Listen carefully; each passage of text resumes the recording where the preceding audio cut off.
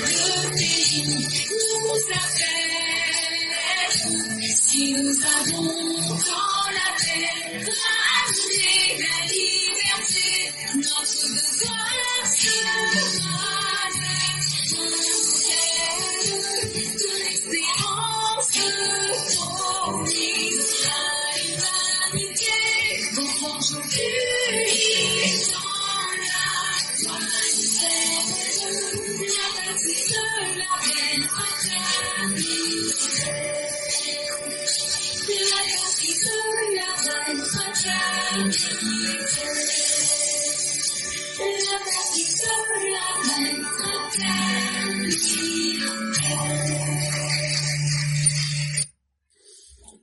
Bonjour mesdames et messieurs, bonjour chers auditeurs, bonjour chères auditrices, bonjour à tous les élèves de la classe éclaireur pro vérité.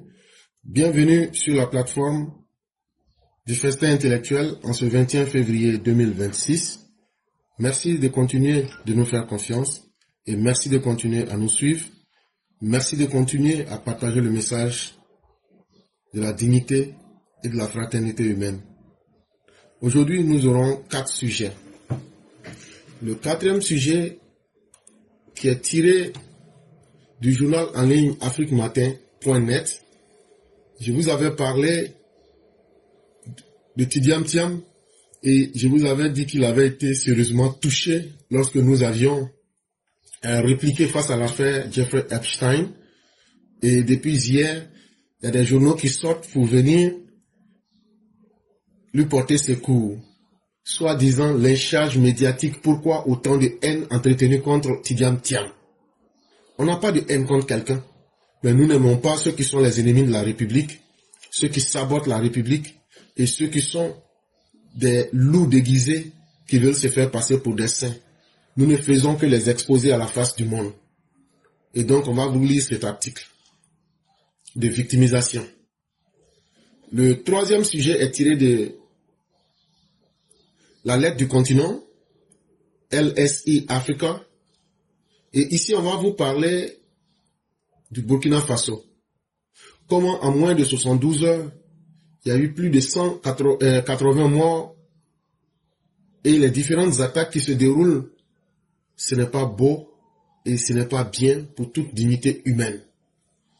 Le 2e sujet qui est tiré de cette info.ci, on va vous parler de l'Union africaine qui, dans sa toute dernière réunion qui s'est tenue du 14 au 15 février 2026, vient nous dire qu'elle ne veut plus de coup d'État sur le continent africain. Est-ce que les déclarations sont suffisantes? Nous allons lire l'article et vous donner notre avis. Le premier sujet est tiré de afriquesoir.net et il a pour titre « Trafic international. Un Burkinabé et un Malien qui fournissait le marché algérien en cannabis, arrêtés et jugés à Abidjan. 2 ressortissants burkinabés et un Malien qui fournissait le marché algérien en cannabis dans un trafic international qui jusque-là bien huilé ont été interpellés à l'aéroport Félix Houphouët-Boigny d'Abidjan et sont jugés au pôle économique et financier ce vendredi 20 février 2026. Ici, on vous parle de 3 personnes. Il y a un Bouki et 2 Mabouliens. Eux là, ils étaient devenus des spécialistes en trafic de cannabis. Et ce qu'ils faisaient là, et leur marché, c'était le cannabis qu'ils partaient faire vendre en Algérie. Ils ont été arrêtés. Et hier, vendredi 20 février 2026 là, ils étaient devant le tribunal du pôle pénal économique et financier. Le tribunal qui juge les grands bandits et ceux qui commettent les grands crimes économiques. Ils sont 2 à la barre. CM, malien, né en 1990 à Bamako. Aide maçon à Alger, célibataire, père de 3 enfants. Et BL, burkinabé, né en 1983. Habitant à Anoumabo, célibataire 4 enfants.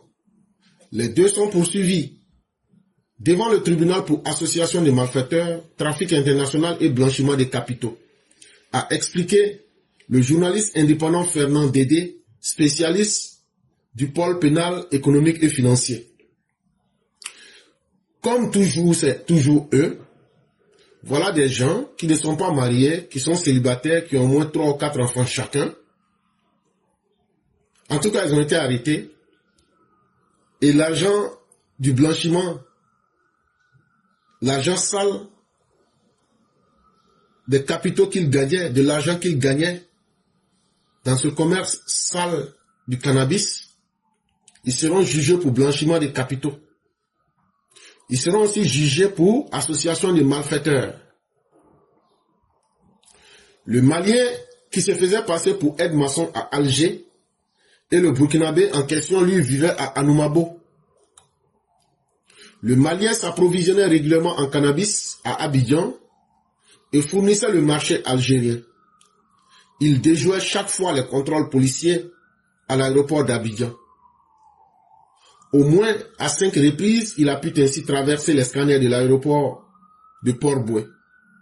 Et puis, ce 26 novembre 2025, avec 9 blocs de cannabis rangés dans le double fond de sa valise, il se présente au contrôle. Erreur fatale. Il est lâché par ses dieux, a détaillé le journaliste. Maintenant, c'est le Malien là. C'est lui, soi-disant aide-maçon à Alger, qui venait prendre les cannabis à Abidjan avec le Burkinabé qui vit à Anoumabo. Maintenant, quand il faisait ça là, il a fait ça 1 fois, 2 fois, 3 fois, 4 fois. Et puis, il arrivait à s'en sortir. Mais cette 5e fois, un 26 novembre 2025, dans sa valise là, il s'était arrangé à mettre 9 blocs de cannabis dedans. Et il pensait que ça allait se passer comme tous les autres jours. Mais malheur pour lui ce jour-là, lorsqu'il se présente au contrôle de l'aéroport international Félix Houphouët-Boigny, son dividende n'a pas marché. Son dividende l'a laissé tomber. Et il a été pris, fait comme un rat. Au total, 9 blocs de cannabis. En masse, cela fait 7 kg 400 grammes. Le fournisseur du cannabis explique à la barre: je connais le coin de Noumabo où l'on trouve la drogue, comme en bas du pont. Je lui vends un bloc à 23 000 francs CFA, qu'il revend à Alger à 80 000 francs CFA. Retranscrit Fernand Dédé qui a suivi l'ouverture du procès. Maintenant, quand ils ont attrapé les deux, le Bouki, qui vivait à Noumabo, lui a dit: hey, direct là, pour gagner, c'est pas difficile. Tu vas en bas du pont là. En bas du pont là, il y en a là-bas. Moi, quand je vais là-bas là, moi, j'ai payé ça à 23 000 francs CFA. Mais tu sais, quand j'ai payé francs CFA là, quand j'ai vendu lui va à l'Algérie. On dit pas à l'Algérie, on dit Algérie. Lui va à l'Algérie, il vendit là-bas à 80 000. Bon, regardez, c'est même pas des bonnes sommes même. C'est-à-dire, tu prends tout ce risque-là. 80 000 francs CFA. Ressortissant burkinabé et malien et la drogue à Abidjan. Il faut qu'on en parle. Chers parents, ne voyez pas beaucoup de personnes aujourd'hui. Ils roulent en carrosse. Ils brillent comme des princes. Ne vous méprenez pas à les envier.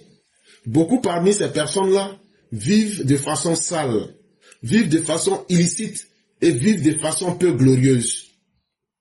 Contentez-vous et soyez fiers du travail que vous faites et n'enviez personne. Parce que beaucoup de personnes, quand tu leur demandes qu'est-ce que tu fais, non, je suis dans les affaires. Être dans les affaires va vous conduire un jour en enfer. C'est quel travail toi tu fais quand on te demande, tu dis non, je suis dans les affaires. Tu ne peux pas expliquer le nom de l'affaire là. Le procureur de la République voulait manger les 2 dealers à la barre. Il a requis 10 ans de prison ferme. Chacun des prévenus. Et 100 millions de francs CFA d'amende. Il ternissent l'image de la Côte d'Ivoire à l'extérieur, a indiqué le procureur du pôle pénal économique financier. La Côte d'Ivoire s'est constituée partie civile et a réclamé 1 million de francs CFA à chacun des prévenus. Le délibéré est prévu pour le 13 mars 2026. Bon, c'est ceux-là qui viennent et qui salissent le nom de la Côte d'Ivoire. ces étrangers sont tellement méchants, surtout les Burkinabés et les Maliens. Ils pensent que la Côte d'Ivoire est une terre de désordre où ils peuvent tout se permettre. Ce qu'ils ne peuvent pas faire pour salir l'image de leur pays, c'est en Côte d'Ivoire ils viennent faire ça. Et après, c'est eux qui retrouvent en train de moquer la Côte d'Ivoire, pays de Woubi, pays de Tatata, pays de cannabis, alors que c'est eux-mêmes qui font ça. On a plusieurs fois montré des documentaires ici, où ce sont des Maliens et des Burkinabés qui viennent faire le woubisme en Côte d'Ivoire. Et après, c'est eux qui disent à leurs parents, prenez le mauvais comportement que eux ils ont là, pour moquer les Ivoiriens. C'est ce que le procureur du pôle pénal économique et financier a dit, que voilà des gens à qui la Côte d'Ivoire a donné gîte et couvert, la Côte d'Ivoire a donné sécurité et tranquillité. Mais en retour, comme l'ingratitude est marquée dans leur ADN, qu'est-ce qu'il faut faire pour faire du mal à la Côte d'Ivoire? C'est ça, c'est la seule question qui est dans leur tête. Quand ils arrivent, regardez par exemple Alino Faso, regardez par exemple Sophie Minungu, regardez ces millions de Burkinabés qui vivent en Côte d'Ivoire, qui font des cotisations pour que Ibrahim Traoré n'a qu'à continuer à faire du mal à la Côte d'Ivoire. Imaginez ces millions de Maliens. Et c'est leur souhait qu'un malheur puisse atteindre la Côte d'Ivoire quand eux, ils gagnent leur pain, ils gagnent leur quotidien en Côte d'Ivoire. Mais leur première prière, c'est que Dieu puisse couper les deux bras de la Côte d'Ivoire, couper les deux pieds de la Côte d'Ivoire, casser les deux yeux de la Côte d'Ivoire. Le procureur n'est pas allé de main morte. Le procureur avait recommandé qu'on leur donne 10 ans de prison chacun avec 100 millions de francs CFA d'amende. Finalement, l'État de Côte d'Ivoire qui s'est dit victime, donc s'est constitué en partie civile et a réclamé 1 million de francs CFA à chacun des prévenus, aux Maliens et aux Burkinabés. Et donc c'est le 13 mars 2026 qu'on aura le résultat final. Ce n'est pas la première fois que des ressortissants de l'AES, en particulier des Burkinabés et des Maliens, sont arrêtés à Abidjan pour trafic de drogue. En septembre 2024, la brigade spéciale de la lutte contre le désordre urbain avait interpellé à Cocody 2 Maliens en possession de drogue et d'amulettes. Et donc, ce n'est pas la première fois. La Côte d'Ivoire étant devenue une terre incognita, c'est-à-dire un terrain de non-droit, une terre inconnue, on peut tout se permettre. Et donc, ces habitants de l'AES, il n'y a pas longtemps, en septembre 2024, on a attrapé 2 ressortissants de l'AES, un Burkinabé et un Malien. Ça, c'est un autre cas. On les a attrapés à Cocody, ils avaient de la drogue, et puis ils avaient encore des fétiches, ce qu'on appelle Joe, ce que les Djoula appellent Joe là, ils avaient ça. Le 3 août 2021,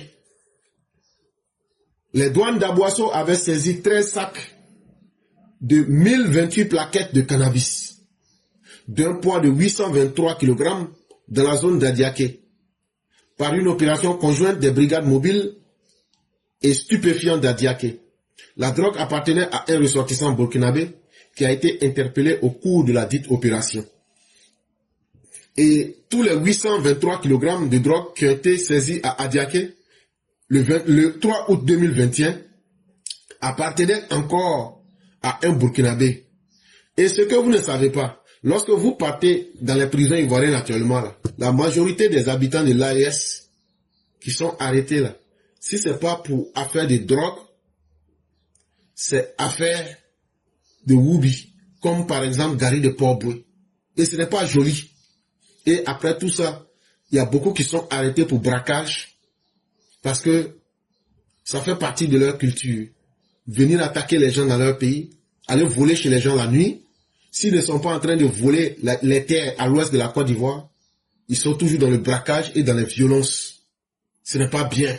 Ce n'est pas comme ça que vous allez élever l'économie et le PIB de l'AES. C'est en travaillant, c'est en allant affronter Agali, c'est en allant affronter Binadjara, c'est en allant affronter les terreaux pour libérer votre pays. Vous allez être riche. Le Mali, le Burkina sont des pays très riches. Vos sous-sols sont pleins d'or. Et donc là, pourquoi vous pouvez laisser toute cette richesse pour venir être des braqueurs en Côte d'Ivoire, pour venir être des vendeurs de drogue en Côte d'Ivoire, pour venir être des Woubi en Côte d'Ivoire, alors que vos territoires sont riches? Kankou Moussa est un exemple. Le Moro Naba est un exemple de richesse. Sundiata Keita est un exemple de richesse. Donc, pourquoi vous fiez votre richesse et vous venez pour faire les métiers les plus honteux dans un pays sérieux comme la Côte d'Ivoire? Respectez-vous un peu et apprenez à être un peu digne. Sujet numéro 2. L'Union africaine. L'organisation ne veut plus de coups d'État sur le continent africain. Face à la recrudescence de coups d'État militaires enregistrés depuis 2020, l'Union africaine a réaffirmé sa politique de la tolérance zéro vis-à-vis des putschs. C'était lors de son 39e sommet ordinaire de cette organisation qui a eu lieu du 14 au 15 février 2026. L'Union africaine, là, c'est l'association des pays africains. Chaque année, ils tiennent des réunions. La 39e réunion qu'ils ont tenue là, c'était le 14 et le 15 février 2026. Et qu'est-ce qu'ils ont dit là-bas qu'on peut retenir? Ils ont dit que les coups d'État là, que depuis 2020, que vraiment, que si les coups d'État là, que si on ne cherche pas une solution, que c'est pas bien, que les coups d'État sont pas bons, que donc eux ont décidé tolérance zéro pour le changement de régime hors constitution. Les chefs d'État de l'Union africaine ont réaffirmé leur rejet ferme des changements anticonstitutionnels de gouvernement. Que vraiment, eux, ils rejettent toute forme de coup d'État. Et que eux, ils n'aiment pas les coups d'État. Et que eux, ils disent, il faut que la tolérance soit zéro vis-à-vis des coups d'État. L'organisation n'accepterait aucune violation de l'ordre constitutionnel, a martelé Mahmoud Ali Youssouf, président de la Commission de l'Union africaine.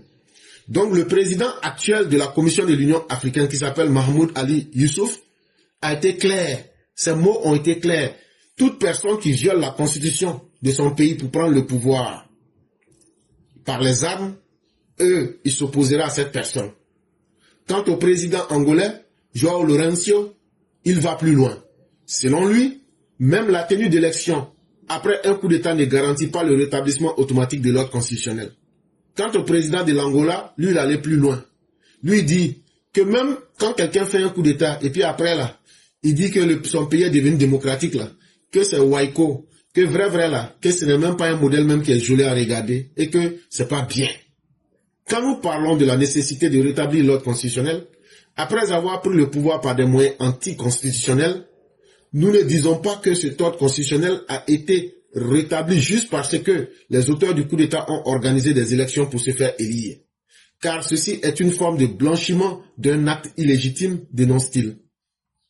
Les chefs d'État ont adopté un mémorandum d'entente visant à mettre sur pied la force africaine en entente, conçue comme un outil de prévention des coups d'État. Et donc, comme à leurs habitudes, ils disent qu'ils vont mettre une force militaire en place pour pouvoir lutter contre les crises liées au coup d'État. Maintenant, est-ce que cette information-là, toi qui es une personne sensée, est-ce que tu crois à cette information? S'ils sont garçons là, et que, est-ce qu'il n'y a pas des exemples aujourd'hui où l'Union africaine doit aller rétablir l'ordre constitutionnel? Mali, Niger, Burkina, ils n'ont qu'à aller libérer Bazoum. En réalité là, ils sont allés pour bavarder. Si j'ai lu cet article pour vous dire ce qui s'est passé là, en réalité là, ils sont allés pour bavarder. En réalité là, il n'y aura rien. En réalité là, ils ont parlé. Depuis quand l'Afrique postcoloniale existe? C'est aujourd'hui maintenant que eux savent, en 2026 là, que eux savent que les coups d'État ne sont pas bons. C'est maintenant que eux savent qu'ils doivent lever une force africaine, toujours en attente, mais jamais en réaction, jamais prête, qu'ils arrêtent. D'abord, il n'y a pas une organisation plus inutile que l'Union africaine. Il n'y a pas une organisation qui est plus indigne que l'Union africaine. Il n'y a pas une organisation qui fait plus honte à l'homme africain que l'Union africaine. Depuis que l'Union africaine existe là, l'Union africaine a pu apporter quoi à l'Afrique? En réalité, l'Union africaine devrait simplement supprimer pour que les Africains, chacun puisse prendre son destin. Que ce soit économiquement, que ce soit militairement, que ce soit intellectuellement, l'Union africaine n'apporte rien à l'Afrique. Chaque fois, ils s'en vont dépenser l'argent des Africains. Ils s'en vont dépenser, ils prennent ils adoptent des gros mémorandums, mais pour ne rien faire à la fin. À un certain moment, là, ça suffit. On a trop parlé. Maintenant, on veut des actes concrets. qu'on a mis en place une force africaine en attente conçue comme un outil de prévention des crises. Mensonge.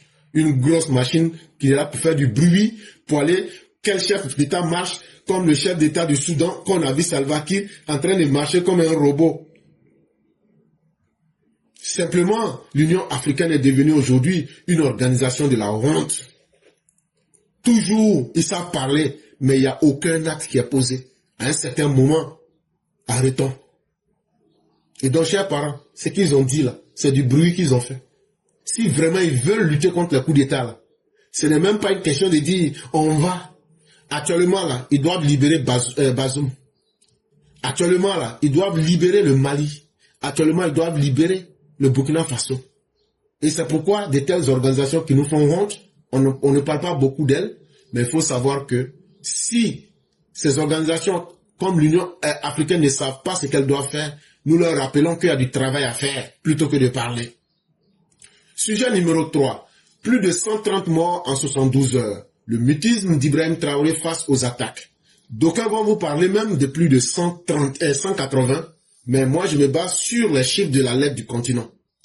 Mais de toute façon, c'est horrible ce qui se passe. En l'espace de 3 jours, au moins 6 attaques revendiquées par le Jenim ont visé les positions militaires des forces supplétives du Burkina Faso. Les bilans, encore provisoires, font état de plus de 100 morts, selon des sources locales et sécuritaires. En 3 jours, il y a eu plus de 130 morts. Ça, c'était les bilans provisoires. Peut-être que ça a augmenté. Moi, je ne sais pas. Je vais m'en tenir à ce qui est écrit. Et certainement, ça a augmenté. Et ce ne sont pas les journalistes qui le disent. Ce sont les gens qui sont sur les différents terrains où il y a eu des attaques qui le disent. Ah, la saison n'est pas bonne. Quand tu vois les VDP et quand tu vois les militaires Bouki alignés et quand tu vois comment des gardes forestiers ont été massacrés, ça fait simplement froid dans le dos. Le Burkina Faso est confronté depuis le 14 février 2026 à une nouvelle vague d'attaques armées visant les positions militaires et les forces supplétives dans le nord et dans l'est du Burkina Faso. En l'espace de 72 heures, au moins 6 attaques ont été revendiquées par le groupe de soutien à l'islam et aux musulmans, en abrégé Jenim, affilié à Al-Qaïda selon les canaux de propagande du mouvement. Et donc, en moins de 3 jours, il y a eu 6 attaques. Et ceux qui ont fait ces attaques-là ne se cachent pas. C'est la filiale, le démembrement, la succursale d'Al-Qaïda qui s'appelle Jenim là. C'est eux qui ont fait ça, le groupe de Bina Djara là. C'est eux qui ont fait ça. Ils se cachent pas. Et puis ils sont fiers même quand ils finissent là. Même hier, j'ai vu les chars blindés qu'ils ont récupérés avec l'armée du Burkina là. Ils sont dedans et ils sont en train de se faire filmer et ils sont en train de montrer ça aux gens.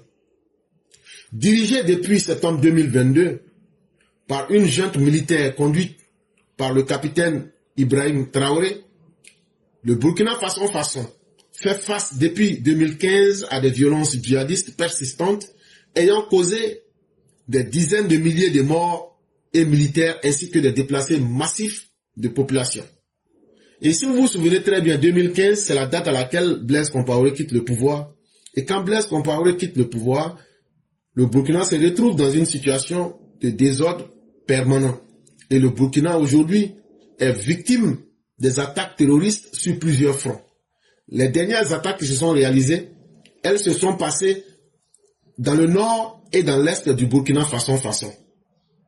Le 14 février 2026, la localité de Titao, chef-lieu de province de l'Oroum, a été la cible d'une attaque d'ampleur.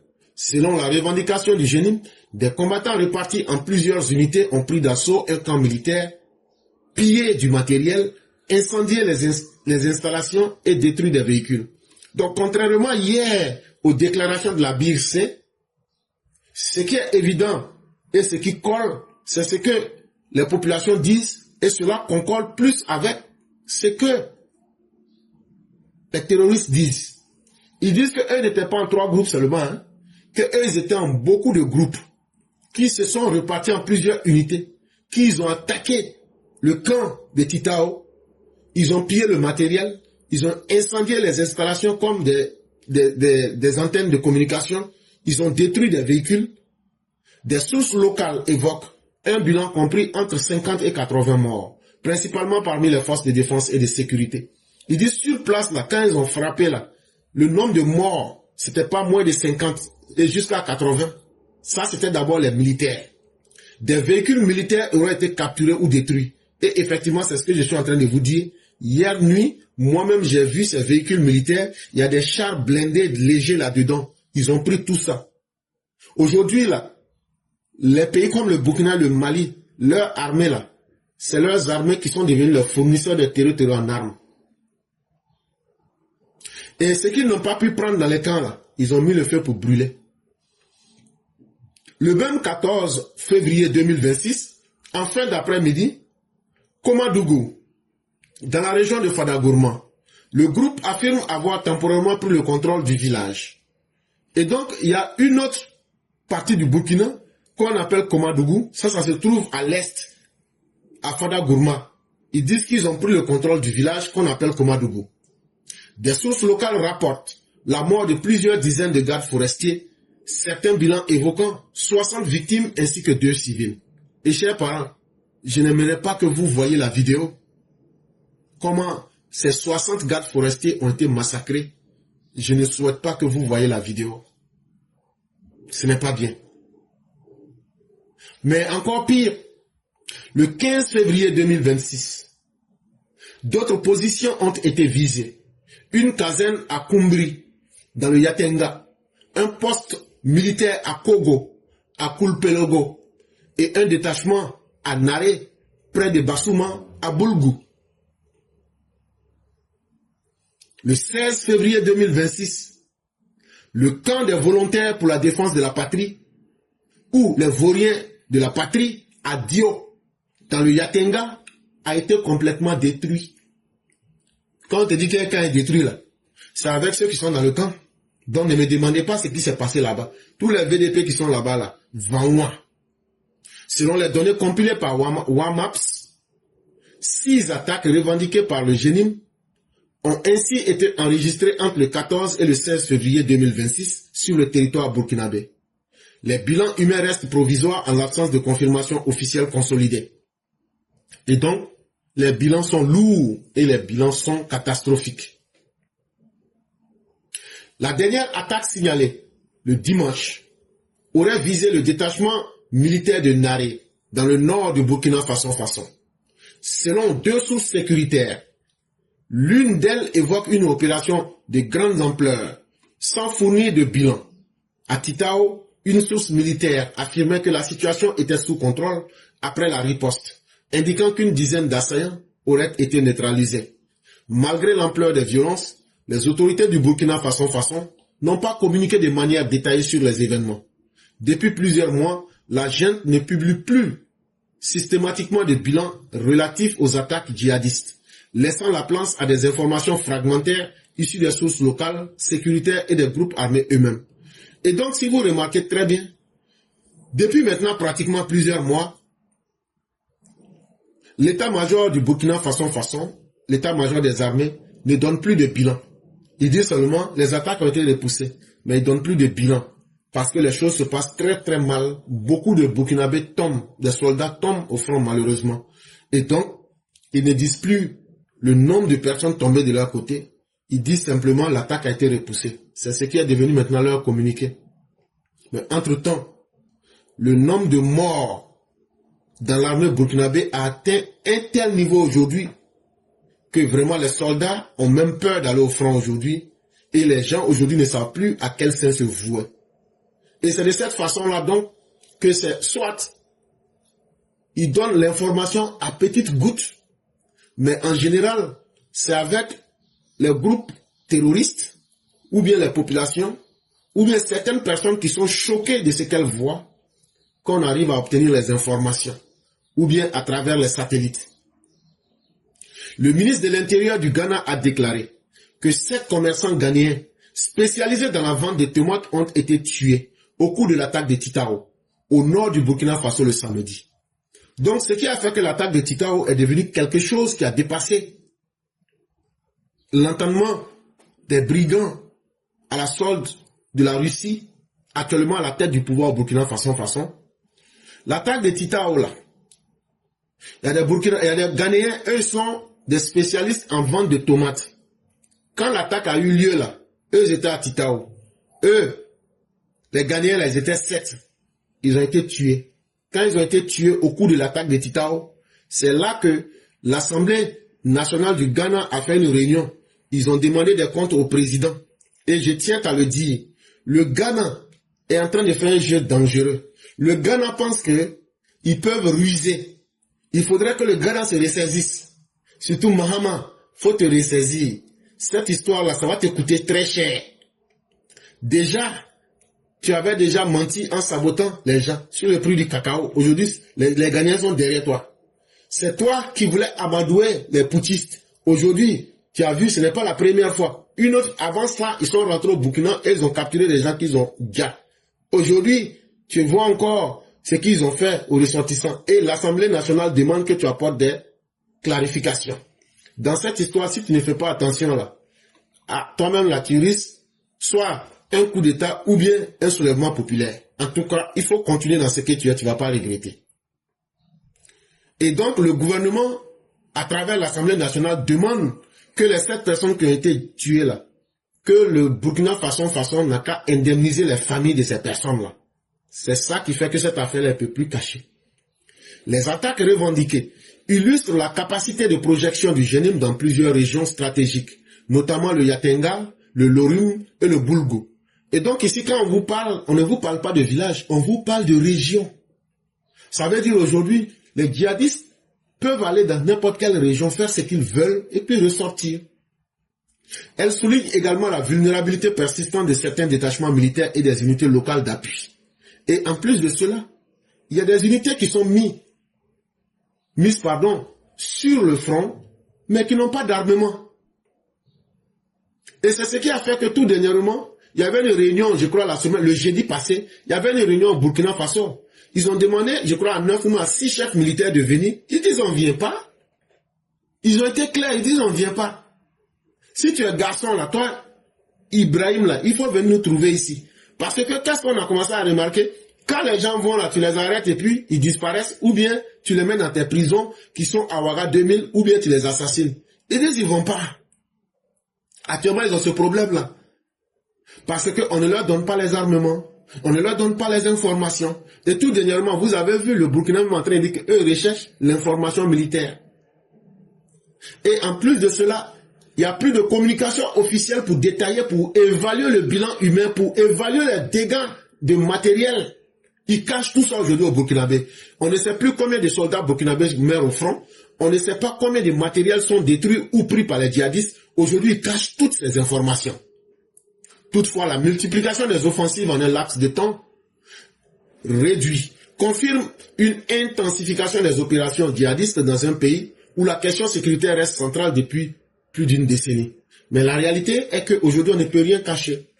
À travers les déplacés, à travers le nombre de personnes aujourd'hui qui sortent du Burkina Faso et qui cherchent les déplacés internes, on arrive à comprendre que ça ne va pas du tout.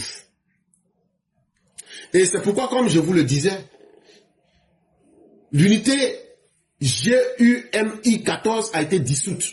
Parce que les soldats ont refusé d'aller au front. Parce qu'ils lui ont dit clairement, nous on ne veut plus être sacrifiés.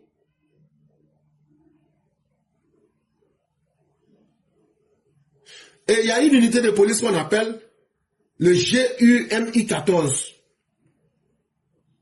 Eux, ils ont dit, nous on refuse d'aller à l'Est, qui a été attaqué là. Pourquoi on va aller donner nos vies? Vous êtes couchés en treillis au Burkina Faso. Vous êtes en train de jouer les arrogants. Vous êtes en train de construire les ponts avec IA. Vous êtes en train de planter cacao qui pousse au Burkina sur IA. Et puis c'est nous, on va aller donner nos vies. Que ça suffit. Les soldats lui ont dit, si on n'a pas les équipements qu'il faut là, on ne va pas. Depuis combien de temps on a demandé qu'on nous donne ce qu'il faut? Mais on n'obtient pas. Et vous voulez qu'on parte se sacrifier. Ils disent, on ne va pas. C'est là maintenant, Yibé Kaka, il était énervé. Et les soldats n'ont pas manqué de lui dire que actuellement là, les gens, vous cachez les chiffres, mais il y a plus de 200 personnes qui ont été envoyées en enfer. Entre le 14 et le 16. Ce sont les militaires qui lui disent ça. Il dit, il y a plus de 200 qui sont morts. Et disons, eux là, ils vont pas. Ils ne vont pas aller donner leur vie, que ça suffit. Et c'est la méthode qu'il faut. Chers militaires du Burkina, n'allez pas servir de viande de sacrifice au terrorisme. Ne devenez pas les moutons de sacrifice d'un régime terroriste d'Ibrahim Traoré. Vous avez le choix de maintenir vos vies. C'est l'intelligence la plus normale. Et ne sacrifiez pas vos vies. Entre-temps, l'argent qu'il prend pour donner aux insulteurs publics, les Wawiens, cet argent-là, on aurait pu prendre pour nourrir les militaires. On aurait pu prendre pour nourrir les soldats. On aurait pu prendre pour soigner les gens. On aurait pu prendre pour soulager les familles des victimes. Mais que non, ils préfèrent donner ça aux Wawiens et leur dire de faire des insultes contre le président de la Côte d'Ivoire. De Burkina Faso, son excellence capitaine Ibrahim Traoré ce matin. Il faudrait prendre des mesures concernant ceux qui sont au rond-point matin, midi et soir, soi-disant qu'ils vous soutiennent. Ils peuvent commettre une erreur fatale qui va détruire le Burkina Faso une bonne fois pour toutes. Parce qu'ils sont là en train de diviser le Burkinabé. Ici, il y a des Ivoiriens qui prennent leur temps pour dénigrer et insulter le chef de l'État du Burkina Faso. Ça a dû commencer sur cet rond-point-là. Les illettrés qui sont au rond-point là-bas ont pris le temps à insulter le président de la Côte d'Ivoire. Et maintenant, il y a plusieurs Ivoiriens qui répondent leurs injures et vous dites maintenant que les Ivoiriens insultent le président Ibrahim Traoré. Prenez des mesures. Et donc, ce que ce Burkinabé dit est un message très intelligent. Ce que tu n'aimerais pas qu'on te fasse, ne le fais pas aux autres, comme disait le Christ. Et là, aujourd'hui, ce sont ces Wawiens-là qui prennent tous les restants d'argent de la République burkinabé, qui est devenue la République burkinabète, pour aujourd'hui être des insulteurs publics. Entre-temps, les soldats qui devraient être au front n'ont rien, ne sont pas soignés, ils n'ont pas le matériel. Et on leur dit, allez offrir vos vies. Chers militaires du Burkina, n'offrez pas vos vies, protégez vos familles et protégez vous-même. Vous méritez de vivre. Vous ne méritez pas, comme je l'ai dit, d'être la viande de sacrifice d'un régime putschiste à la solde de la Russie. Restez en vie parce que vous valez la peine de vivre. Ça ne vaut aucunement la peine de livrer vos vies. Vos femmes et vos enfants vont devenir des veuves et des orphelins pour un homme qui n'en vaut pas la peine. Entre-temps, au Mali, hier, vendredi 20 février 2026, les choses sont devenues beaucoup plus claires dans la matinée. Le génie me dit que le sous-préfet de Poutine qui s'appelle Assimi Goïta, que eux ils ont mis la tête d'Assimi Goïta à prix. C'est-à-dire qu'aujourd'hui, là, eux ils ont lancé une fatwa. C'est maintenant là, la tête d'Assimi qu'ils veulent voir sur un piquet. Que c'est ça leur nouvel objectif. Donc ils ont fait une vidéo. Je ne peux pas jouer les vidéos parce que les gens sont en train de cibler ma page. Et donc, ils disent dans la vidéo là, qu'aujourd'hui là, que non seulement la capitale Bamako, comme je vous l'avais dit, est menacée, comme toutes les capitales de l'AES, mais c'est le GENIM qui annonce ça, que leur nouvel objectif c'est de capturer Assimi, de prendre sa tête pour mettre ça sur un piquet, et puis présenter ça aux gens. Et ils ne le cachent pas, et ils le disent, que ça fait partie de leur nouvelle mission. C'est très malheureux, mais c'est ce que le Mali est devenu, et c'est ce que l'AES est devenu. Et donc quand on voit de telles fêtes, est-ce qu'aujourd'hui là, ceux-là, eux qui ne sont même pas souverains, eux qui ont leur territoire qu'ils n'arrivent pas à contrôler, et qui veulent parler de souveraineté, c'est simplement la honte. Pour être souverain là, il faut être capable d'abord de maîtriser son territoire national, et être capable d'apporter la paix à ceux qui vivent dans ce territoire-là, et non de leur apporter un lot de misère, un lot de ruines et de larmes, pour dire que c'est ça la souveraineté. Ça fait vraiment rire. Et ici, vous allez écouter un Malien qui parle en Bambara. Écoutez ce qu'il dit.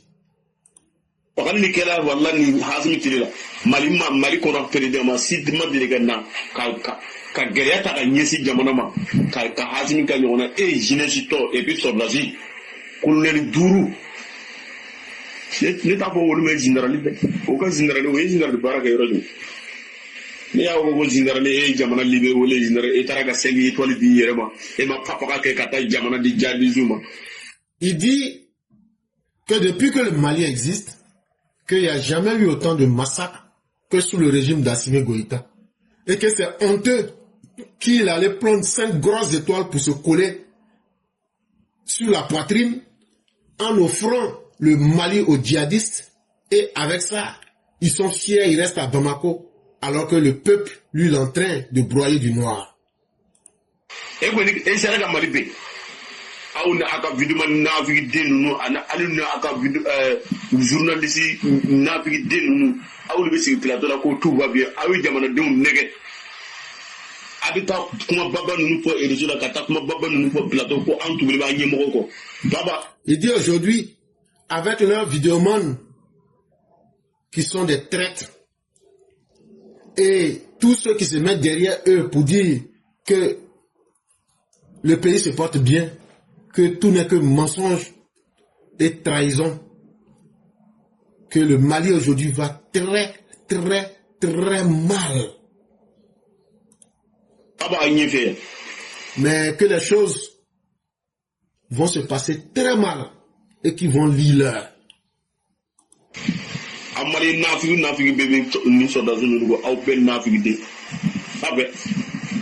Mamu ko bomo a ben na fi de fefe ba ko so da zunu be barala ko so da zunu takaburu kani a ben na fi de obama fa ko ma fa non. Il dit aujourd'hui tous ceux qui disent que les 5 putschistes qui sont au pouvoir au Mali travaillent, que ce sont tous des hypocrites et des traîtres parce que leur père et leur mère n'ont pas été tués et c'est pourquoi ils s'asseyent pour soutenir ces personnes. No toraga lomina no teraba mo ko na baw kantige ko fa kantige abina do ja fakali ka dugu mo kam fakali tumbe burji ko na agono. Il dit le jour qu'ils vont rentrer à Bamako et qu'ils vont commencer à égorger les pères et les mères de ceux qui disent qu'ils aiment les 5 colonels de Katila, que c'est ce jour-là que vous allez vous rendre compte que quand les gens étaient massacrés dans les brousses du Mali, le jour que la menace va être à Bamako et vous allez voir la tête d'Assimi piquée comme le génie l'a dit là, que c'est ce jour-là vous allez vous rendre compte que les 5 colonels là ne font rien que de mettre le Mali dans l'impasse. Et mesdames et messieurs, nous passons au sujet numéro 4. Et comme nous le disions, hier nous on a déjà atteint nos objectifs. Hein. Quand Bredoumé est sorti, on veut des comptes là. Dès le lendemain, en moins de 48 heures là, en tout cas, moi je ne connais pas, mais la classe éclaireur pro-vérité, nous on a frappé dans le tas. Et on a tellement bien frappé que, après les 48 heures, c'est ce que je vous disais, nos aînés nous ont dit, les gars, vous avez fait fort, attendez un peu. Et qu'est-ce qu'on voit, comme je vous disais hier, ils sont repartis payer des journaux, et comme c'est la méthode maintenant, ce que j'ai vu, c'est ce que je parle, hein, afriquematin.net, ils veulent maintenant victimiser Tidjam Thiam. Hey, pourquoi les gens attaquent Tidjam Thiam? Pourquoi Tidjam Thiam est lynché médiatiquement? Hey, il a fait quoi même? Pourquoi il y a tant de haine contre Tidjam Thiam? Il n'y a aucune haine contre Tidjam Thiam. Il n'y a aucun lynchage médiatique contre Tidjam Thiam. Tidjam Thiam a voulu s'essayer à quelque chose qui s'est retourné contre lui. Tidjam Thiam, c'est lui qui va pour dire que la Côte d'Ivoire, et il sabote la Côte d'Ivoire. C'est lui qui aime comparer la Côte d'Ivoire au Sénégal, toujours en sabotant la Côte d'Ivoire. C'est lui, l'affaire Epstein, qui a voulu prendre ça pour faire un fonds de commerce, pour salir le peuple de la Côte d'Ivoire. Mais on a fait que lui retourner ce qu'il voulait faire. Toi, tu dis que tu es musulman. Toi, tu dis que c'est toi qui as construit la mosquée du plateau. Quand aujourd'hui on voit dans les dossiers Epstein que toi, tu étais ivre, tu t'es enivré avec quoi? Tu étais saoulé avec quoi? Ça fera honte à ceux qui prient dans cette mosquée. Ce n'est pas un bon modèle que tu donnes. Donc nous aussi on pose des questions, il faut venir nous rendre compte. C'est quelle substance tu as pris et puis tu es devenu ivre là. Maintenant quand tu as été ivre là, qu'est-ce qui s'est passé après? Parce que quand tu es saoulé là, si toi-même tu ne fais pas quelque chose de on peut te faire quelque chose de donc là, quand tu as été saoulé là, qu'est-ce qui s'est passé après? Voilà aussi les questions que nous on pose. On ne pose pas de grandes questions, on n'émet pas de grandes théories. Vous aviez voulu des réponses sur des suppositions, sur des insinuations. Nous, on allait dans les mêmes affaires Einstein, des affaires qui existent Sur le site du ministère de la Justice américaine, on est venu, on a mis simplement une seule affaire. Regardez sur nos pages, ils sont en train de pleurer partout. Hein? C'est comme si, c'est comme ça, on va faire ceci, on va pas faire ceci. Ils sont perdus déjà, alors que ça n'a même pas encore commencé.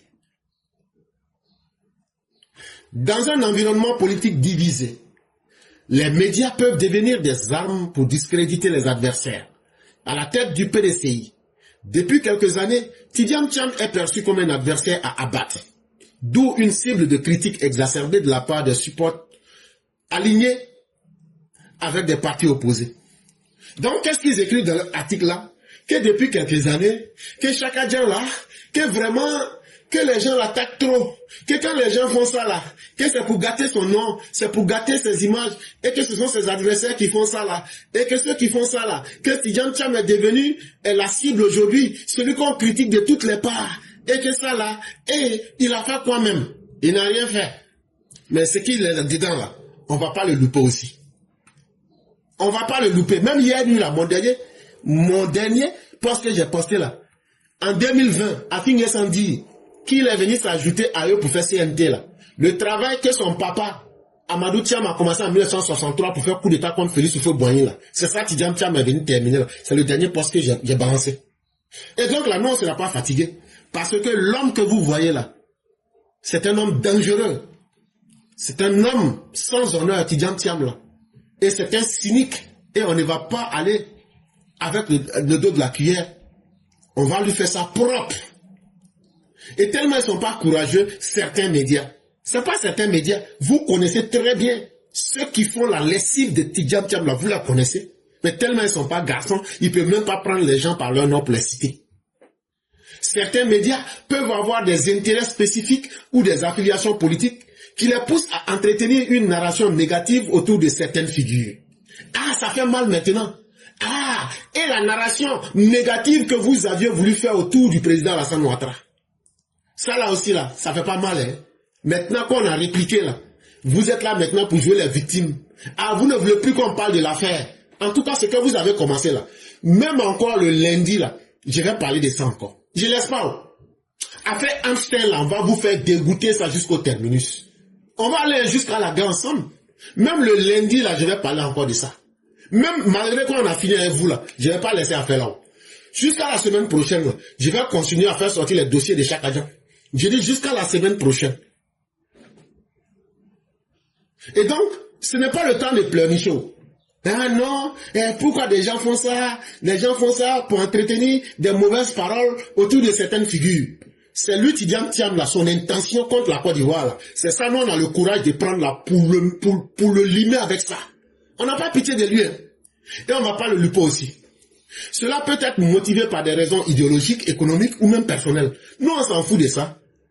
Que dans ceux qui attaquent Tidjane Thiam, là, que souvent, il y a d'autres qui font ça par idéologie, c'est-à-dire que d'autres font ça parce qu'ils croient qu'ils sont dans le bon combat, d'autres font ça à cause de l'argent, et d'autres font ça par vengeance personnelle. Hey, c'est vous qui pouvez dire tout ça là. Nous, on s'en fout. Si vous voulez, dites ce que vous voulez. Il n'a pas dit qu'il aime saboter les gens. Il n'a pas dit qu'il aime se cacher pour faire les faux trucs. Maintenant, votre Tidjane Thiam là, on va le prendre, on va le déshabiller, et puis on va le prendre à la petite cuillère devant vous ici. C'est ce que je vous ai dit. Pour sauver l'oreille des musulmans et des chrétiens là. Cette affaire là, si c'était que les gens ne gênaient pas là, c'est que j'allais vous montrer dans cette histoire là. C'est que j'allais mettre dans vos oreilles là.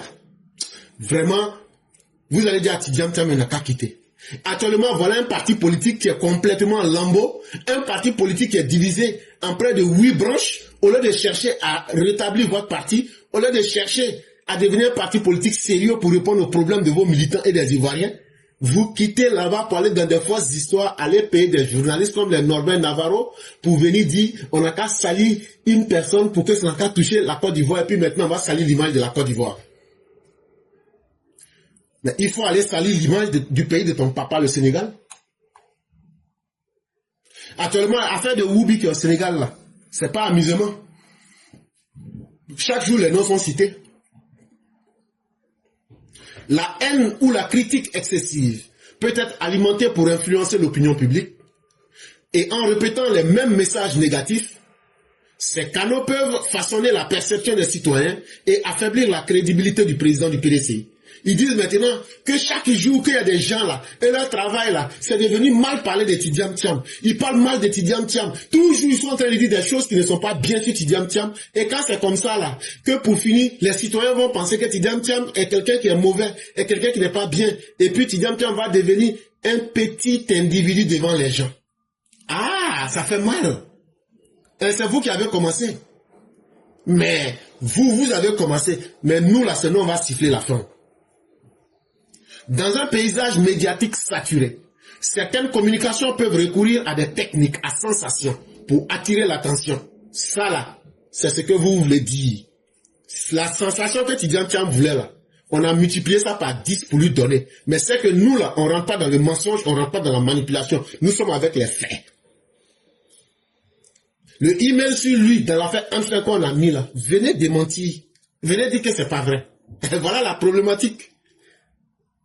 Maintenant, les réponses que vous vouliez là, on vous a donné la réponse avec des faits factuels. Votre Tidiane Thiam qui vous a envoyé là, lui-même l'a regardé d'abord son cas dans l'affaire Amstein. Donnez d'abord des explications. Quand vous allez finir là, nous on va bien nous apprêter aussi pour donner toutes les informations qu'il faut. Et aujourd'hui, vous venez dans les journaux pour vous plaindre. Non, ce n'est pas bien. Il y a des gens qui s'attaquent à lui. Et ça, ce n'est pas bien. Ça va gâter le nom du président du PDCI. Hein? Ça va faire que sa crédibilité et sa perception par les citoyens va s'affaiblir. Ah, ça là, vous êtes en train de pleurnicher. Vous n'êtes plus garçon. Dans un paysage médiatique saturé, certaines communications peuvent recourir à des tactiques à sensation pour attirer l'attention. Les critiques virulentes ou les attaques personnelles contre Tidiane Thiam peuvent être utilisées pour générer des clics et des audiences. Moi là, je suis parmi les personnes qui attaquent Chaka Diop depuis des années. Et c'est avec beaucoup de fierté, et c'est avec beaucoup de courage que je le fais. Mais tout ce que je fais là, ce sont des choses réelles, vraies, que vous ne pouvez pas démentir. Je ne suis pas là pour vivre des sensations de Facebook. Je ne suis pas là pour avoir de l'audience. Je ne suis pas là pour chercher des likes. Ce que je mets là, on montre que votre Tidiane Thiam là, il n'est pas ce que vous voulez faire croire. Et c'est un dangereux individu qui veut prendre les méthodes de l'espionnage, les méthodes dignes de la Gestapo pour essayer d'imposer et de s'imposer aux Ivoiriens, qui veut utiliser le mensonge, la délation pour essayer d'exister en politique, qui veut utiliser les raccourcis douteux pour devenir quelqu'un en Côte d'Ivoire. On ne lui permettra pas cela. Après avoir utilisé l'argent des impôts de nos parents pour faire de lui ce qu'il est aujourd'hui, s'il n'est pas fier des Ivoiriens, mais qu'il veut saboter la Côte d'Ivoire, nous allons lui rappeler que son père était un migrant sénégalais qui avait fait et qui est venu que la Côte d'Ivoire a nourri. Et qu'il doit savoir, se souvenir d'où son père vient pour connaître sa place en Côte d'Ivoire. On va lui dire ça.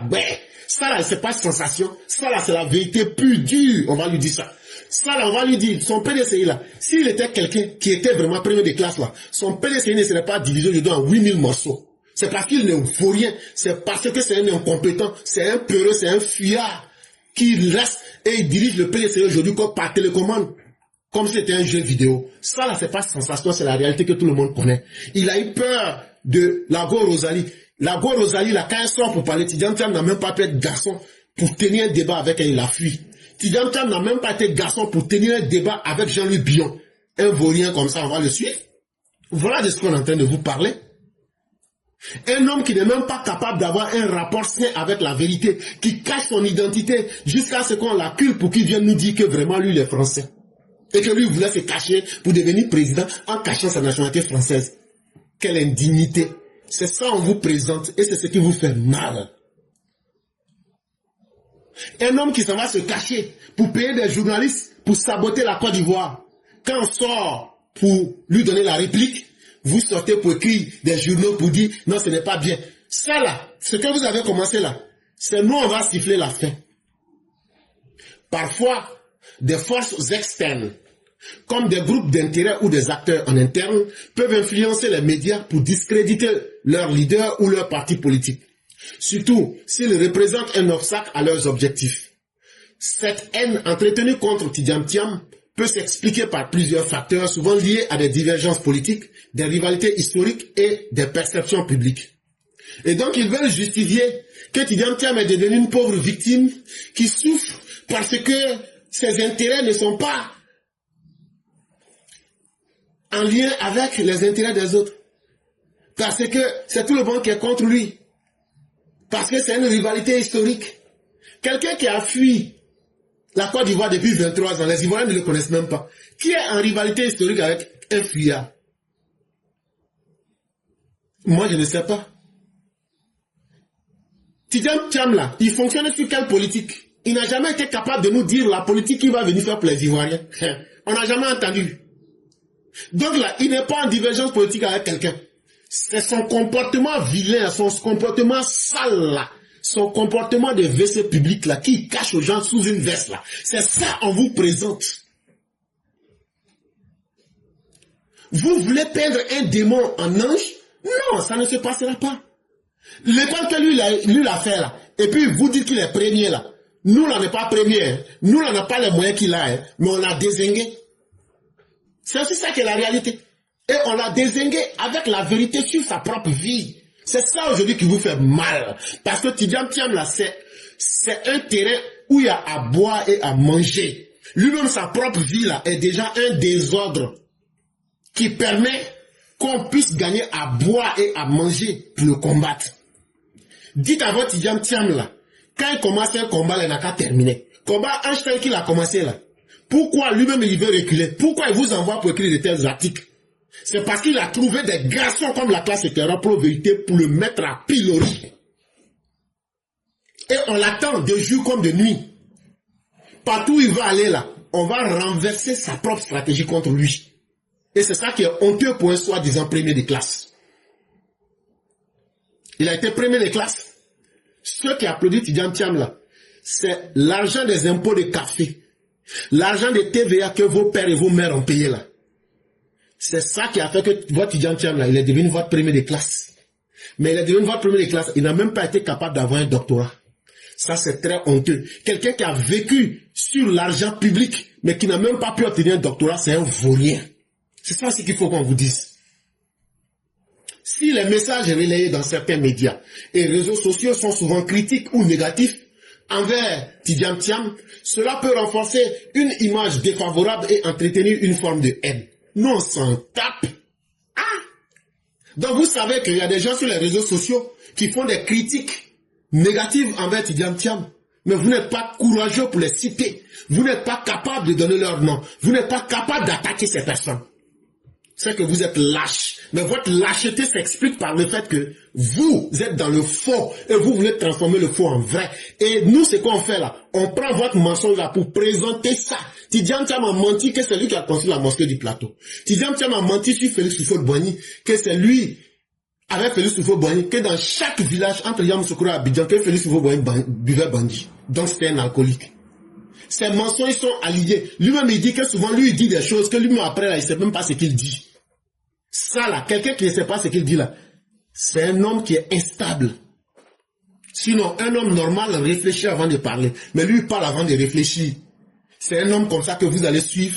Et quand on prend ces mêmes propos pour vous dire, un homme instable, c'est celui qui parle avant de réfléchir. Exemple, Tidjam Thiam, et on met ses propos, ça vous fait mal. Mais on va vous présenter ça. Si vous avez le courage de suivre un tel homme, nous, ça nous fait honte de prendre un tel énergumène, le mettre à la tête de notre pays, et puis demain, on va dire on ne savait pas. Nous, on sait, et c'est notre responsabilité de montrer à nos parents que ce monsieur-là, c'est un vaurien. C'est un couleur de banque. C'est un fils à papa, un petit grotto qui n'aime les choses que quand elles sont déjà bien faites. Lui, il vient pour se servir, pour faire tomber. Mais la Côte d'Ivoire, là, tu vas pas faire tomber ça comme le Crédit Suisse. La Côte d'Ivoire, là, tu vas pas aller bête à compte de la manière, tu as créé des faux comptes à la bourse de New York pour attirer les Chinois dans l'affaire Spax, là. Tu vas pas prendre la Côte d'Ivoire pour faire ça avec la Côte d'Ivoire. Frère, tu vas pas prendre la Côte d'Ivoire pour faire café Djebredjef et puis tu vas gagner en temps. Ça, là, on va pas te permettre ça. C'est ce que nous on présente. Que des réseaux sociaux sont là pour critiquer de façon négative. Hey, ayez le courage de dire, sur les réseaux sociaux là, c'est éclaireur qui critique votre chakadjan là. Je connais pas pour les autres, mais ce qu'il a commencé là, nous on a assis, on a collé avec lui jusqu'au garage. On va aller dépiécer ce qu'il faut dépiécer. Ah, lui maintenant, là, vous savez que Tidjam Thiam a une image positive à maintenir. Mais lui, il peut salir les images des autres. Ça vous fait mal maintenant. Quand on met son cul dehors, ça vous fait mal. Ah, vous voulez pas qu'on déforme son image? Alors que lui, quand on déforme son image, c'est avec la vérité de sa propre vie. C'est ce qui vous fait mal. Sinon, vous auriez donné des arguments plutôt que de tomber dans la pleurnicherie. Mais ce que vous avez commencé là, c'est pas les écrits là qui vont terminer. C'est nous là, quand ça va nous plaire, là, on va dire bon, ça va. Des divisions internes au sein du PDC peuvent parfois se traduire par des critiques publiques ou des dissensions qui nuisent à la réputation de son leader. Et ces contestations sont exploitées par des adversaires politiques pour alimenter la haine. Ah, maintenant c'est devenu la haine. Quelqu'un comme ça là, si tu as eu la haine pour Tidjane Thiam là, mais c'est que toi-même tu es maudit. Tidjane Thiam est une honte pour nous. Tidjane Thiam est le symbole de la décadence pour nous. Et nous, on ne peut pas aller avoir de la haine contre la décadence. Tidjane Thiam est le symbole de l'intellectuel en décrépitude. L'intellectuel non abouti, qui représente aujourd'hui le modèle de la honte de l'homme africain.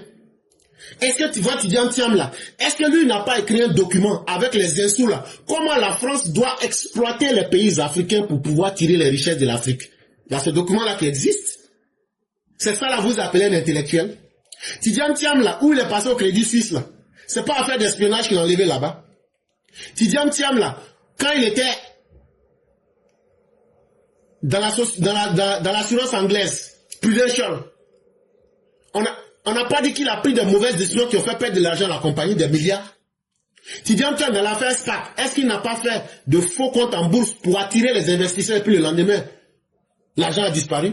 Tidjane Thiam là, est-ce qu'il n'a pas pris, est-ce qu'il a pris une plainte contre lui au tribunal de New York ici, où il est allé prendre l'argent des retraités, et puis maintenant l'argent des retraités là, il allait placer l'argent et puis l'argent l'a perdu. Voilà des choses que nous prenons et que nous mettons en face de vous. Sortez pour venir dire que c'est faux. Et donc là, la haine que vous voulez contre le président Ouattara là, on ne fait que vous retourner votre propre haine. On ne fait que vous retourner votre propre machine. Et vous partez pour pleurnicher que Tidjane Thiam, les gens s'attaquent à lui, il fait pitié. Il ne fait pas pitié de... On va l'écraser jusqu'à sa moelle épinière. Mesdames et messieurs, nous passons à Mère Blanc et après rapidement on va laisser la parole aux uns aux autres. Bonjour éclaireur pour vérité, bonjour à tous mes condisciples de la digne classe éclaireur pour vérité. J'avais pas manqué la dernière fois de vous dire que cette histoire de Jeffrey Epstein allait se transformer en autre chose. Je n'avais pas manqué de vous dire que cette histoire sordide se transformerait en une arme de destruction massive, que chacun, moyennant des espèces chuchotantes, chercherait à abattre son ennemi. Justement, nous y sommes. C'est une affaire où il y a de toutes sortes de logiques, sauf la bonne. Permettez-moi de considérer comme tout à fait infondée la logique qui voudrait que l'oncle paye à la place de sa nièce. Que le président Alassane Ouattara soit sali à la place de sa nièce majeure et vaccinée au moment des fêtes qui lui sont reprochées. Mais comprenez que si nous, élèves éclaireurs pour vérité, nous amusions à ce jeu pourri comme vous, nous pourrions considérer que Feu, Félix Houphouët-Boigny, bien que mort, est coupable, car Tidjane Thiam n'est-il pas son petit-fils? Si l'oncle doit payer pour sa nièce, pourquoi le grand-père n'en ferait pas autant pour son petit-fils? Cité dans cette affaire sordide, Tidjane Thiam est décrit comme un drunkard. Seulement, personne ne saurait dire avec certitude si la substance qu'il avait prise ce jour-là pour être taxé d'ivrogne était liquide, en poudre ou prise par voie veineuse. Ah, sait-on jamais. Nous pourrions considérer aussi Gbagbo Laurent coupable et digne d'être cité dans l'affaire Jeffrey Epstein, car son ami Jack Lang est plus que impliqué. Jack Lang, qui n'a jamais caché son penchant pour les jeunes garçons, Jack Lang, pendant la mandature de l'ex-président Gbagbo, avait élu domicile à Abidjan, où ils avaient leur habitude dans cette grande bâtisse aux allures de forteresse, sise à Yopougon, quartier millionnaire. Tout le monde le sait. Combien de jeunes gens a-t-il fallu pour satisfaire le grand ogre Jack Lang? Tidiane et Yamousou Thiam font feu de tout bois, mais ils vont finir, un de ces quatre, par s'empêtrer les pieds dans des ronces. Nous les attendons au tournant.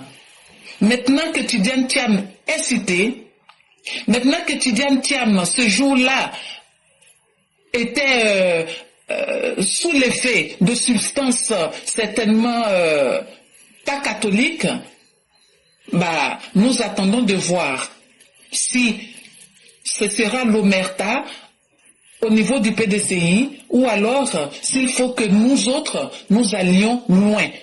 Parce que des infos, nous en possédons. Merci et à bientôt. Vraiment merci à Mère Blanc. Merci encore de nous poser des questions. Tidiane Thiam, dans l'affaire Epstein, serait saoulé, serait sous influence de quelque chose. Quelle est cette chose-là? Est-ce que c'était une chose en poudre qui l'a rendu saoul? Ou bien est-ce que c'était en feuilles séchées? Ou bien c'était en poudre blanche? Ou bien c'était en liquide? Ou bien c'est ce qu'on prend pour se piquer avec là? En tout cas, nous attendons que le PDCI vienne nous dire clairement de quoi il est question. Aujourd'hui là, ce que vous avez commencé là, il y a à boire et à manger dedans. On va pas reculer, on va pas se reposer. On va aller ensemble à la gare. On va déposer bagage là au terminus. Et dans cette affaire là, on va pas laisser. Les réponses que vous avez voulu là, on va chercher ensemble les réponses. Et on va donner les réponses. Et chacun va prendre pour lui pour partir. Vous avez voulu mettre la honte sur nous. Mais nous là, on va prendre et on va aller ensemble. On va plus reculer. Et donc apprêtez-vous. On ne fait que commencer le voyage. On pleure pas. On paye pas les journalistes pour venir dire on m'attaque sur les réseaux sociaux. Ça là, c'est l'arme des faibles là. Soyez des hommes. C'est que vous avez commencé là. Avaler ça. Tu peux pas aller tuer crocodile et puis dire j'ai avalé mais c'est la queue là, je suis fatigué. On va aller ensemble. On va faire ce voyage là ensemble. Merci encore à Mère Blanc. Merci à toute la classe Éclaireur Pro Vérité. C'est là que nous allons nous arrêter. Nous avons deux personnes qui se sont présentées. Nous avons Maman Bionic qui s'est présentée et il y a la mère Salikone. C'est avec ces deux personnes que nous allons faire le direct. Merci de nous avoir suivis et on va rapidement finir et mettre fin au direct.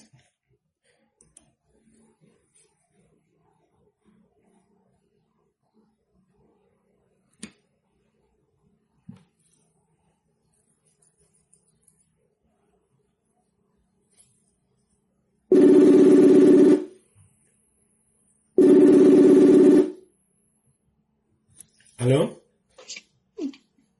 Allô? Oui, bonjour cher mère, comment allez-vous? Je vais bien, bonjour professeur. Comment va la santé? La santé, ça va beaucoup mieux. Dieu merci, que Dieu fasse grâce. Ouais. Et vous, comment allez-vous? Ça va, on ne se plaint pas. Ah d'accord, ok. Faut pas vous plaindre, hein, parce que on a besoin de vous. Ne vous plaignez jamais. Le bureau pour se plaindre est fermé aussi les week-ends, donc... D'accord, ok. Moi, j'appelle pour féliciter le ministre, le vice-ministre. C'est ça, vice-ministre, vice-président? Vice-premier ministre. Vice-premier ministre Tebe Ibrahim Ouattara. Je le félicite pour ce qui vient d'être couronné. Et je remercie, je félicite aussi son collègue, la Vagondo, qui fait aussi un boulot pour la sécurité.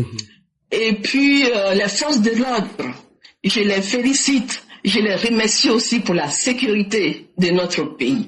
Je remercie tous les forces de l'ordre, tous, quel que soit leur niveau. Je les remercie pour la sécurité. Que Dieu leur donne bonne santé et une longue vie pour qu'ils puissent sécuriser notre beau pays. Amen, amen.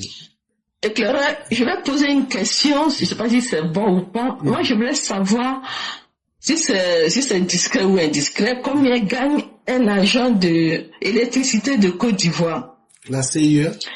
Oui, la CIE, vous pouvez m'envoyer ça ou je sais pas s'il aura question-réponse. Moi, j'ai envie de savoir combien gagne un agent. C'est pour vérifier quelque chose. Ok.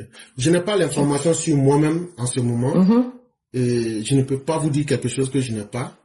Peut-être que je vais faire des recherches et peut-être vous donner. Les agents qui se promènent pour donner facture ou bien parce qu'il y a plusieurs boulots aussi. Oui, c'est pas si c'est ceux qui donnent facture. Enfin, tous. Moi, je vais vérifier quelque chose. Mais il faut dire aussi que souvent les salaires aussi, c'est des choses qu'on ne donne pas franchement. Voilà, c'est ça. C'est à cause de ça que j'ai dit, c'est peut-être indiscret. Ici, qu'en France, ici, on ne donne pas aussi. Mais si quelqu'un qui travaille, parce qu'il y a quelqu'un qui m'a dit quelque chose, c'est pour vérifier. Même si, voilà. Et puis aussi, aujourd'hui, je suis quand même contente. Ça veut dire que ce que je publie sur ma page Facebook, ça veut dire que c'est lu et que les gens lisent ça. J'ai ma petite sœur, moi autour de moi, j'avais que des gores. S'il commence à comprendre, moi c'est ma fierté. Ma petite sœur m'a dit, il y a un prêtre qui lui a dit, quittez derrière Gbagbo. Depuis que vous soutenez ce monsieur-là, il vous a donné quoi? Il vous a fait quoi? À Agboville, Gbagbo n'a même pas construit une seule école. Gbagbo n'a même pas fait une seule route à Agboville. Et vous, les abeilles, vous qui suivez ce monsieur-là, pourquoi vous êtes toujours derrière ce monsieur? Quand elle m'a dit que ce prêtre-là lui a dit ça, j'ai dit c'est le seul prêtre peut-être intelligent que je connais. Sinon, il y en a qui sont venus chez moi ici, j'ai failli le mettre à la porte. Ils suivent des gens qui ne nous apportent rien. Donc franchement, éclaireur, je vous remercie. Venez à l'école des éclaireurs pour apprendre. Parce que si vous ne venez pas pour apprendre, vous allez toujours rester à la Casbah. Vous allez toujours avoir des mauvais rêves. Vous allez toujours chercher à détruire notre beau pays. Venez à l'école de l'éclaireur. Merci éclaireur, merci au Mao, merci au Chao, merci à tout le monde. Merci à vous-même, chère mère. Et ce que nous essayons de faire, nous peut-être, on a l'impression que nos messages ne passent pas, mais c'est une fausse perception, chère mère. Parce qu'on veut tellement que les choses aillent plus vite, mais c'est des messages qui ont un impact énorme. Et chère mère, par semaine, nous ne faisons pas moins de 3 millions, entre 2 millions et 3 millions de vues par semaine. Et 90% de ces personnes se trouvent en Côte d'Ivoire. Qu'est-ce que cela veut dire? Ça veut dire que à plus de 1000 km, 6000 km, 10 000 km, notre amour pour le pays, les gens ressentent cela. Et ce que nous disons a un impact sur leur vie. Et changer le comportement humain n'est pas quelque chose qui se fait du jour au lendemain. Mais à force de répéter la même chose comme une petite goutte d'eau qui tombe sur un rocher, on finit par percer. C'est pourquoi dans le Coran, Dieu a dit qu'il mettra en enfer les cailloux. Mais les cailloux dont il parlait ici, c'est ceux qui ont le cœur dur, eux des cœurs qui restent imperméables. Mais à force de taper, de goûter sur la roche, tôt ou tard, la petite goutte d'eau finit par briser la roche. Et c'est ce que nos messages seront. Et moi je le dis, on dit beaucoup de choses aujourd'hui. Pour nous c'est des faits, mais demain là ça sera de l'histoire. Et nous serons une poche d'histoire que les gens vont exploiter pour comprendre comment les choses se sont véritablement passées. Et donc le travail que nous faisons aujourd'hui, chère mère, ceux qui arrivent à comprendre, c'est ceux qui ont eu le cœur qui a été touché. Mais c'est demain que les générations à venir vont dire, allez sur la plateforme Éclaireur Pro Vérité. Eux là, ils n'étaient pas pour chercher non, ils n'étaient pas là pour chercher à plaire à quelqu'un. Eux, ils disaient les choses comme telles. Et c'est ça qui sera notre plus grande victoire, chère mère. Et merci à tous les EPV, comme vous l'avez dit, qui ont participé à ce combat, qui ont donné de leur voix. Le simple fait de venir parler dans notre diversité ethnique, religieuse et culturelle pour construire une Côte d'Ivoire où l'humain est au centre, où la dignité humaine est préservée et où la vérité devient le momentum, on a tout réussi dans notre vie. Tout le monde n'est pas fait pour être milliardaire. Tout le monde n'est pas fait pour être à la charge de la gestion publique. Tout le monde n'est pas fait pour être populaire. Mais tout le monde est fait pour aimer au moins la vérité. Si on n'est pas capable de dire la vérité, on doit au moins aimer la vérité. Tout le monde est taillé dans ce bois. Et c'est ce que nous sommes en train de faire. Nous venons rétablir les faits. Quand le gouvernement n'a pas raison, on le dit clairement. Quand le gouvernement a tort, on le dit. Allez écouter notre émission sur la justice hier. Mais quand le gouvernement a raison aussi, nous rétablissons. Et nous avons toujours laissé la latitude aux uns aux autres de venir pour venir montrer que nous ne sommes pas dans notre vérité. Là, voilà ce qui ne marche pas, mais jusque-là, on n'a jamais trouvé. Et ça fait Dieu merci que notre plateforme est devenue une plateforme extrêmement sérieuse. Nous approfondissons les questions. Et donc, ce n'est plus une plateforme de bavardage ou une plateforme de foutoir où tout le monde peut venir. Tout le monde ne peut pas venir sur la plateforme éclaireur parce que ce n'est pas une plateforme pour perdre le temps. C'est une plateforme qui veut faire évoluer les choses et c'est une plateforme qui pousse dans les idées. Et ça, aujourd'hui, ça nous permet d'aller plus vite. On n'est pas là pour perdre le temps, pour chercher dans les discussions stériles. On avance. Et vraiment, merci à chacun et merci à chacun. Merci, Florent. Merci beaucoup, chère mère. Et je vous souhaite un excellent week-end. Merci à vous aussi. Bon week-end à vous. Merci beaucoup. Merci.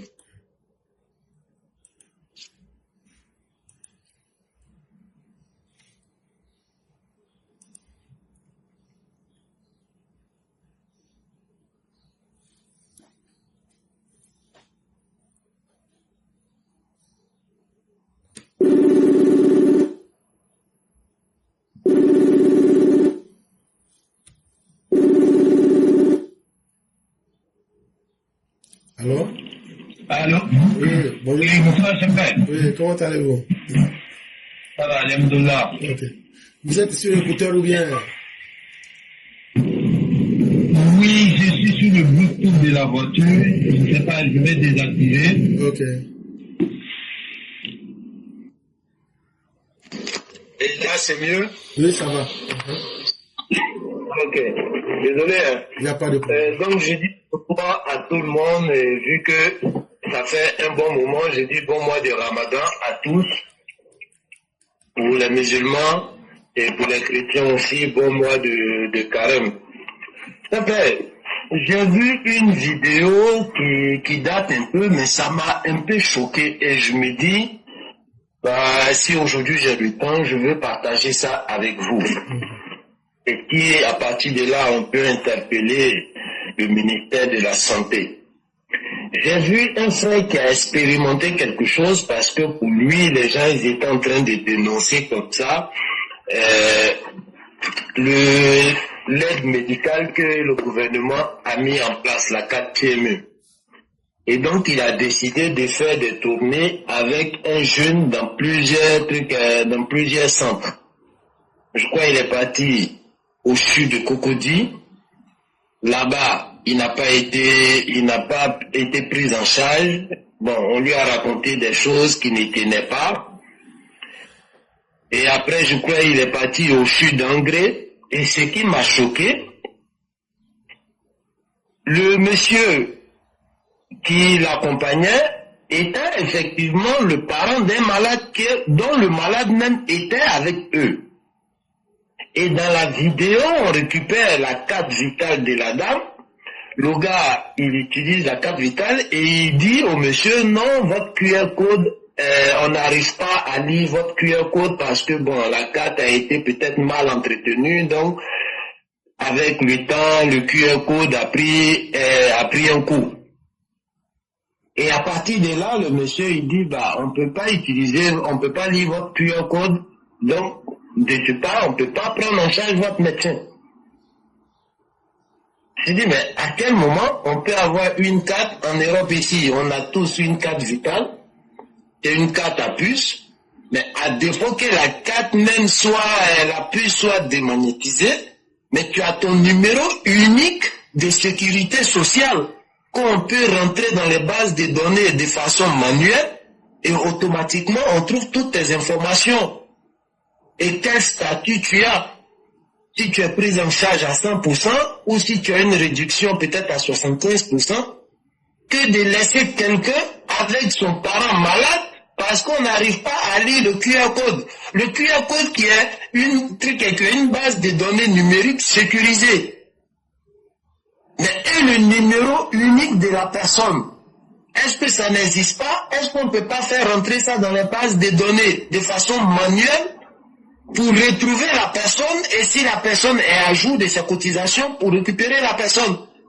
Que de laisser une personne malade, on ne sait même pas si la personne va pouvoir survivre, on n'a même pas une idée de quoi la personne souffre, et parce qu'il y a un QR code qui ne passe pas, on préfère laisser le malade avec son parent.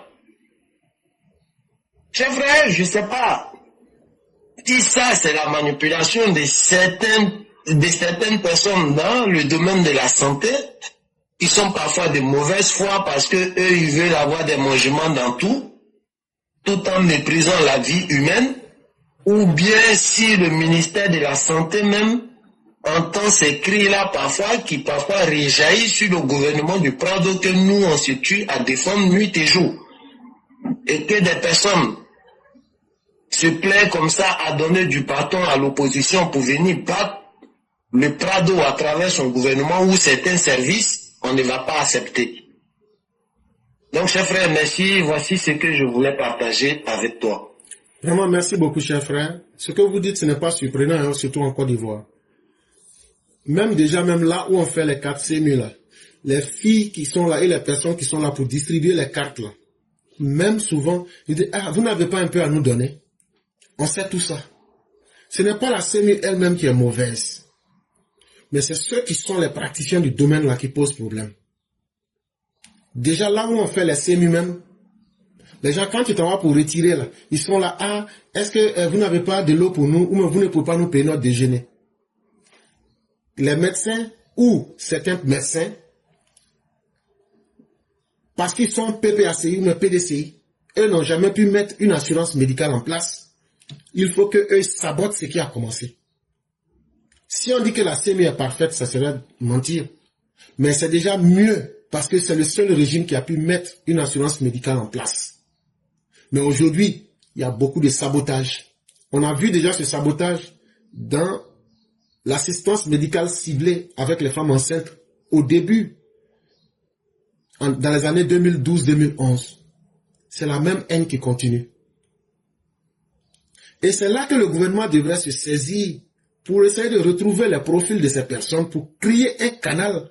Et les Ivoiriens eux-mêmes ont créé des canaux pour qu'ils puissent signaler, mais les gens, ils veulent qu'on fasse leur travail à votre place. Chers Ivoiriens, quand vous êtes dans un problème là, c'est pas moi je suis dans le problème là. Ce n'est pas moi, c'est pas une urgence pour moi que vous soyez dans un problème, je m'en fous. Quand vous êtes dans un problème, tous les jours, ce qu'on vous dit là, voilà ce que vous pouvez appeler, voilà ce que vous pouvez faire. Essayez ça. C'est pas sur TikTok. On vous a donné des canaux, on vous a donné des mécanismes. On vous a dit d'essayer ça. Mais vous laissez ça. Vous êtes nuit et jour sur TikTok, sur Facebook. C'est pas ça, c'est pas là qu'on va régler vos problèmes. Et puis ce n'est pas moi, ce n'est pas mon problème, pas ton problème, c'est pas moi mon problème, pour dire que moi je vais prendre charger ça. Moi j'ai mes propres problèmes. Mais quand on dit, quand on lave ton dos là, toi-même là, il faut être capable de laver ton ventre. Et vous les Ivoiriens là, vous aimez beaucoup vous plaindre, mais vous vous plaignez au mauvais endroit. Essayez les mécanismes officiels du gouvernement et puis voyons les... La dernière fois, quelqu'un qui me dit où on fait pour se plaindre contre les commerçants véreux. J'ai dit non, faut même pas chercher, faut laisser. C'est toi-même qui peux même pas. Toi tu sais comment tu sais comment taper des messages pour poser questions. Mais tu peux pas aller sur Google pour taper ministère du commerce. Tu veux que moi je n'ai qu'à taper ça pour toi. Ta malédiction là, ça va t'avaler. Donc quand quelqu'un veut qu'on l'aide là, la personne elle-même aussi doit faire des efforts. Nous on n'est pas amoureux de vous pour dire que nous on va se tuer pour vous, pour aller faire tout et puis vous allez dire merci hein. Nous on n'est pas Jésus hein. À un certain moment là, de la manière que vous voulez que les gens vous traitent dans vos villes, c'est comme ça qu'ils vont vous traiter, nous on s'en fout. Toi-même là, tu es dans un problème. Tu as fait quoi pour que celui que tu appelles en aide là, puisse t'aider? Non, rien. Je t'ai parlé, seulement il faut m'aider. Frère, faut laisser ça.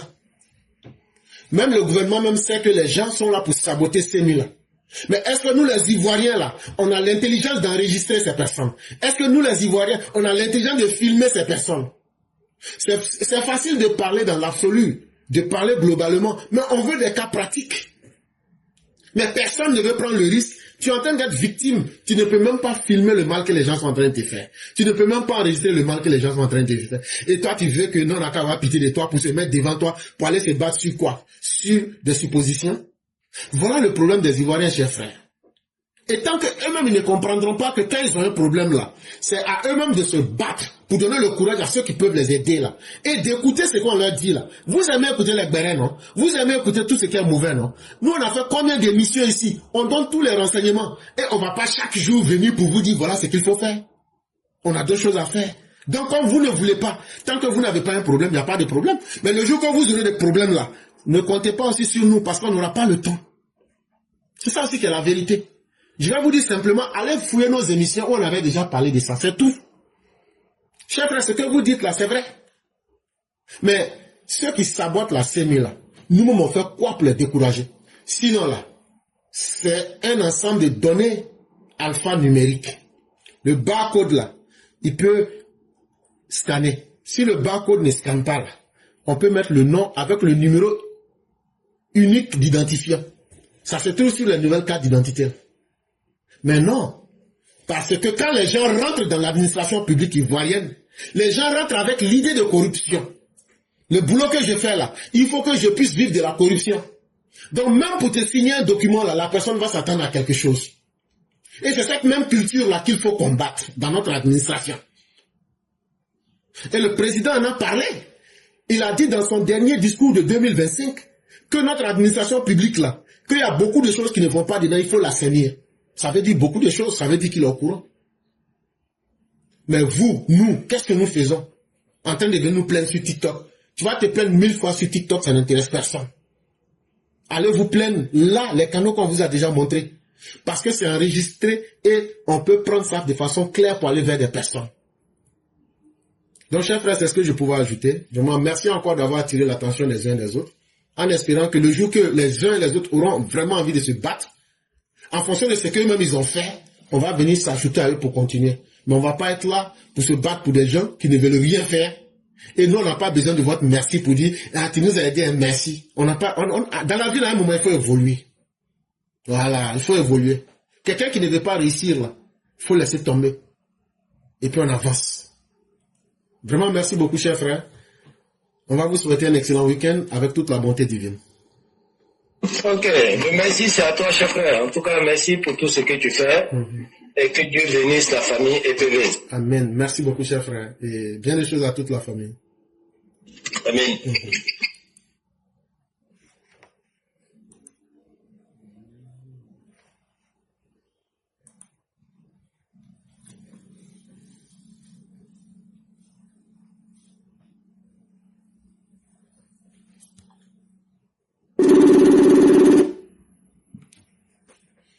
Allô? Allô? Oui, bonjour, cher mère, comment allez-vous? Bonjour, mon professeur 5 étoiles, je vais bien et vous? Dieu merci, tout va bien. Et la famille? Alhamdulillah, et de votre côté? Dieu merci, ça va. Dieu merci.